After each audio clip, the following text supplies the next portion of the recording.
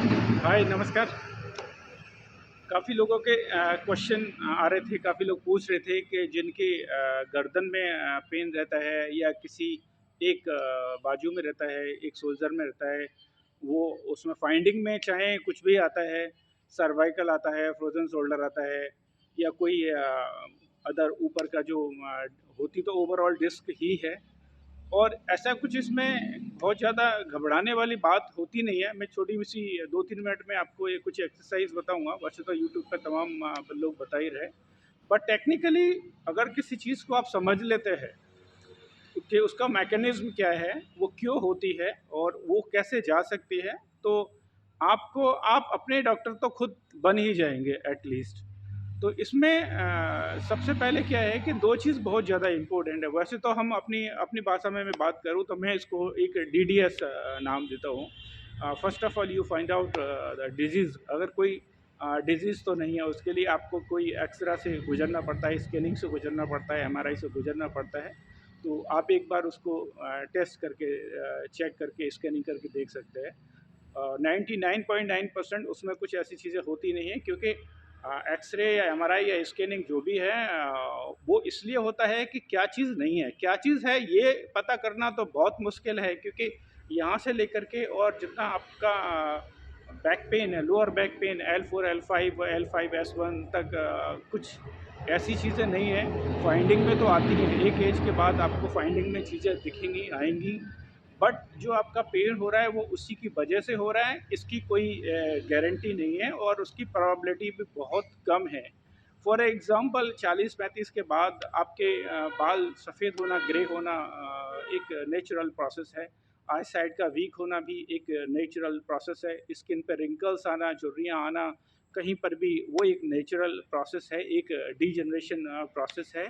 मैं अगर और मॉडर्न लैंग्वेज में उसको बात करूँ तो एक फ़ैशन है, जो उससे आपको गुज़रना ही पड़ेगा। तो ऐसे ही ये यहाँ से लेकर के और जितना स्पाइन की जितनी डिस्क होती है या जितना बॉडी होती है, उनमें भी कुछ डिजनरेशन प्रोसेस आता है, कुछ रिंकल्स आता है, कुछ मसल्स वीक होती है। अगर वहाँ पे क्या है ना, यहाँ तो हमें पता है बालों का सफ़ेद होना कोई हमको दिख रहा है बट पेन नहीं हो रहा है, आई साइड होना कोई बात नहीं, हम एक्सपेक्ट लगा लेते, चश्मा लगा लेते हैं। बट स्पाइन के केस में क्या है कि वहाँ पे जैसा कि आप सभी लोग जानते हैं कि 72,000 नर्व्स है, इट मीन्स 36,000 पेयर्स नर्व्स है। तो वहाँ पे ज़रा सा भी अगर वीक होती हैं, आपकी मसल्स वीक होती है, ज़रा सा भी उस पे कंप्रेशन आता है, तो किसी न किसी नर्व को कंप्रेस करता है, जिसकी वजह से वो पेन क्रिएट करता है। तो मैं आज बैक पेन पे या स्पाइन पे नहीं कर रहा, मैं आपको विद एमआरआई प्रूफ फाइंडिंग उन सब के साथ एक वीडियो बनाने वाला हूँ, जो कि शायद बहुत चौंकाने वाला वो वीडियो होगा, क्योंकि उसमें मैं प्रूफ दूंगा कि जो बड़े-बड़े डॉक्टर्स हैं, वो पेन रिलीफ तो चला जाता है, पेन चला जाता है, आपके सिम्पटम्स चले जाते हैं, बट जो एमआरआई फाइंडिंग है, वो फाइंडिंग नहीं जाती। एक बार डिस्क आपका बल्ज आ गया या डिस्क प्रोड्यूसर आ गया या डिस्क आपका फट जाना, एक भी वर्ड होता है, या स्लिप जिसको हम लेमैन लैंग्वेज में अपने भाषा में बोल देते हैं, डिस्क स्लिप हो जाना। तो ये ओवर द टाइम ये चली जाती हैं चीज़ें, और ये सबको इससे गुजरना पड़ता है ज़िंदगी में। बट जो लोग एक्टिव रहते हैं, अपनी कोर मसल्स को थोड़ा सा स्ट्रॉन्ग रखते हैं, विटामिन और मिनरल्स डेफिशिएंसी का थोड़ा सा ध्यान रखते हैं, वो उस उनको वो सिम्टम्स नहीं आते हैं तो 1-2 हफ्ते, 2-4 हफ्ते के लिए आएँगे। अगर इन चीज़ों का आप ध्यान नहीं रख रहे, तो लंबे समय तक आपको इसका सामना करना पड़ सकता है। बट ये कोई ऐसी बहुत बड़ी रेडियस में बात कर रहा था। सेकंड है डेफिशिएंसी। 95% लोगों में कुछ विटामिन्स और मिनरल्स की डेफिशिएंसी की वजह से प्रॉब्लम्स आती हैं। और उसके बाद कुछ स्ट्रेंथनिंग, मसल स्ट्रेंथनिंग के लिए जिस पोर्शन में आपको ये पेन क्रिएट हो रहा है, वो स्पेसिफिक उसके लिए लिगामेंट्स हो, चाहे वो नर्व इश्यूज़ हो, आपको सिम्टम से पता लग जाता है।